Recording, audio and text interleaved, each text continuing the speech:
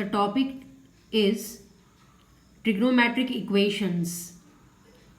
You have already studied about quadratic equations or linear equations and how to solve it by using the simplification methods or factorization method.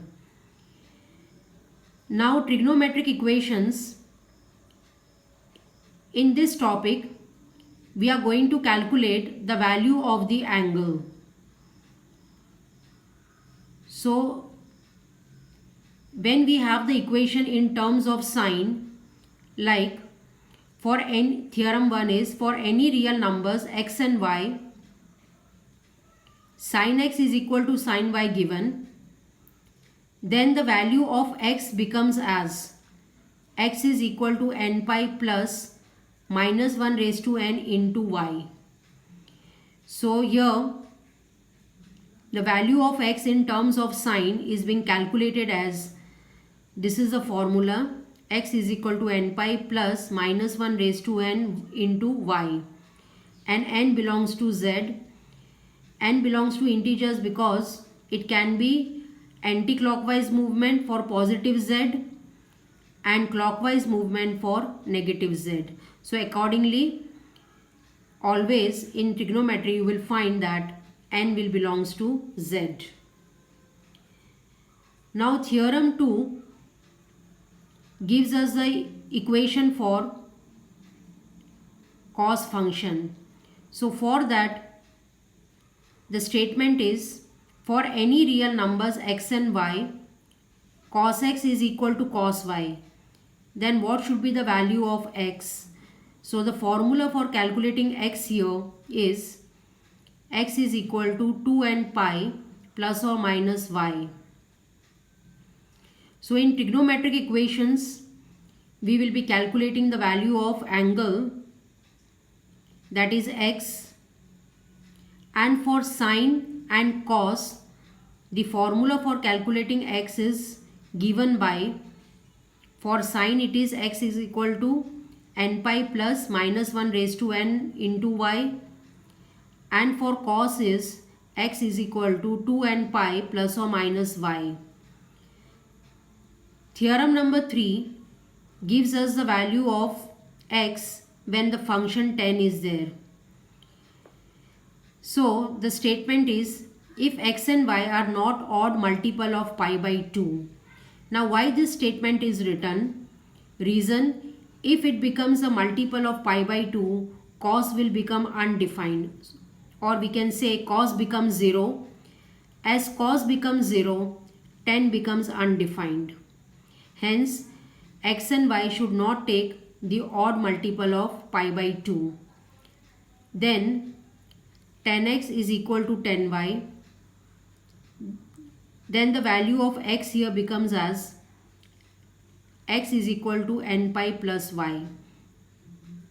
So when the function 10 is given, at that time the value of x will become x equal to n pi plus y, where n belongs to z in all the three cases. Now in the note, for sin x equal to 0 and cos x equal to 0, the value of x is given, which we have already covered in zeros.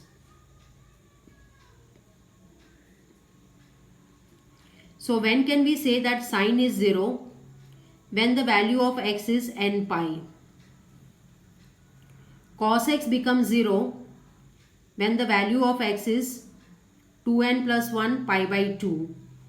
These two topics I have already explained you with the help of unit circle. So these are the 3 more formulas for calculating the value of x for sine, cos and tan. If sine, cos and tan is known, sec, cosec and cot can be calculated, as they are the reciprocals of sine, cos and tan respectively. Exercise 3.4, question number 1. For all the 4 questions in first part is given as, we have to calculate principal solution and general solution. Now the first one given here is 10x is equal to root 3. That means a particular value of 10 is given, that is root 3. Hence we can easily calculate principal solution. If root 3 is not given the exact value, then only general solution we can calculate it. Now 10x is equal to root 3 means the angle x belongs to first quadrant or third quadrant. Why we have taken only first and third quadrant, not second and fourth? Reason, 10 is positive in first quadrant and third quadrant, and 10's value is here positive. Root 3 is a positive value. So the value of x will lie in these two quadrants only, that is first and third. Now the principal solution in first quadrant directly will become pi by 3, because 10 takes the value root 3 when the angle is 60. So 60 is expressed as pi by 3 in the radian measure. But when we take the value of x in third quadrant is expressed as pi plus. You can just revise the quadrant part which is already been given to you. Pi plus pi by 3 we write it. So now pi plus pi by 3, by taking out the LCM, becomes 3 pi plus pi by 3, and that gives 4 pi by 3, and this lies in third quadrant. So the value of 10x is root 3 if the value of x is pi by 3 and 4 pi by 3. Now the general solution of 10 that we have seen in theorem 3 is x is equal to n pi plus y. Now y we have to take it here as pi by 3. So the solution becomes x plus n pi plus pi by 3, where n belongs to z. The value of y will be the smallest value pi by 3. So this is how principal solution and general solution is being calculated. Question number 2. Given is sec x is equal to 2. Now sec is positive in first and fourth quadrant. So the value of x will lie in first and fourth quadrant. Now sec becomes 2 when the value of x is 60 degree, or we write as radian measure pi by 3. And in the fourth quadrant, if you want to express, x will be written as 2 pi minus pi by 3, because 2 pi minus always lies in fourth quadrant. So angle is 60 degree, hence we write 2 pi minus pi by 3. Taking the LCM and calculating, we got x is equal to 6 pi minus pi by 3, that gives 5 pi by 3. So the principal solution over here in second one is pi by 3 and 5 pi by 3. Now calculating the general solution. We don't have the general solution of sec, so we need to convert it in terms of cos.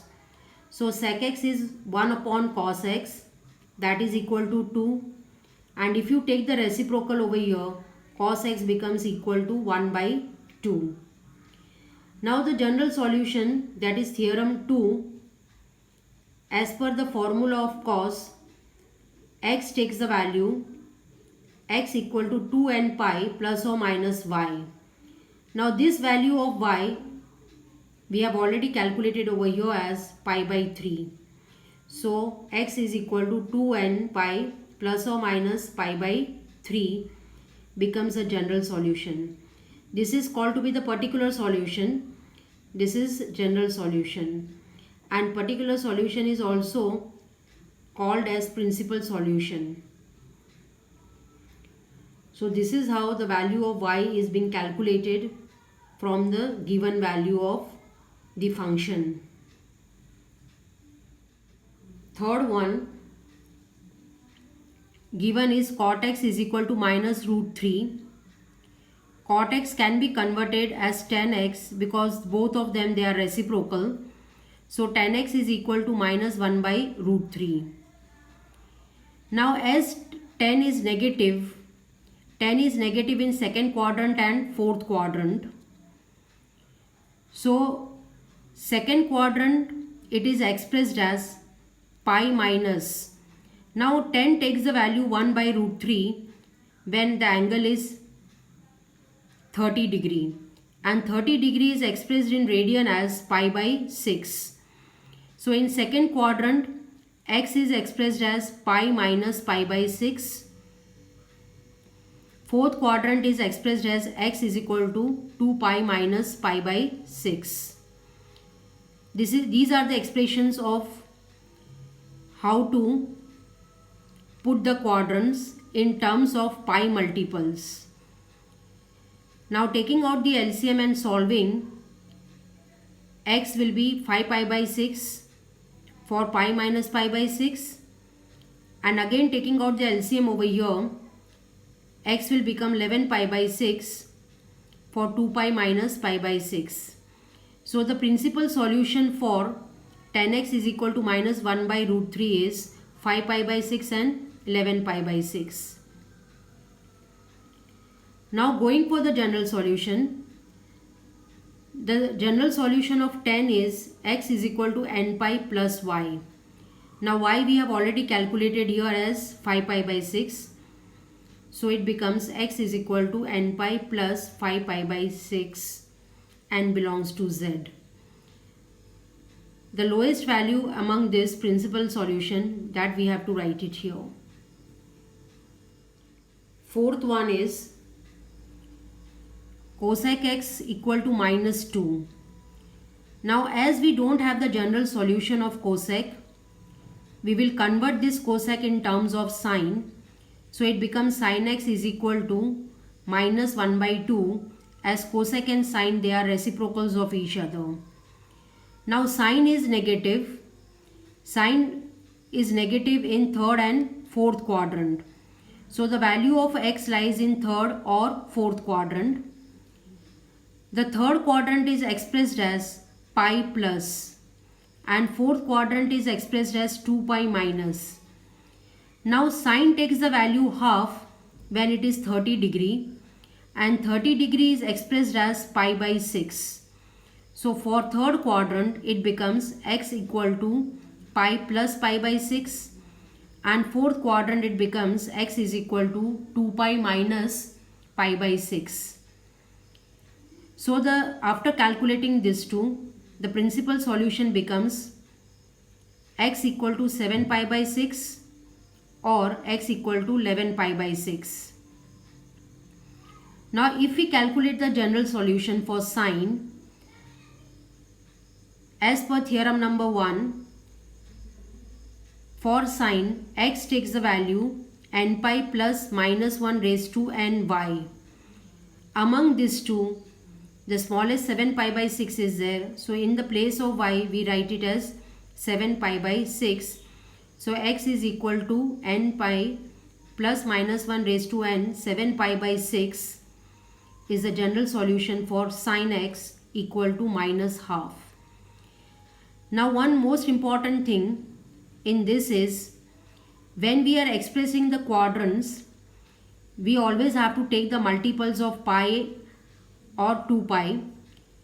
Most of the time you will see that pi multiples are only taken. Reason, if we are taking pi by 2 or 3 pi by 2 to express the quadrant, then the function gets changed.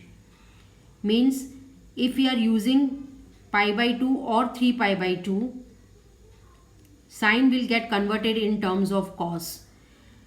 So that cannot be possible, as we are calculating here the general solution for sine as well as principal solution for sine. So we cannot convert it in terms of cos. Therefore we are not taking, or we are not expressing third and fourth quadrant or any quadrant in terms of pi by 2 and 3 pi by 2 multiples.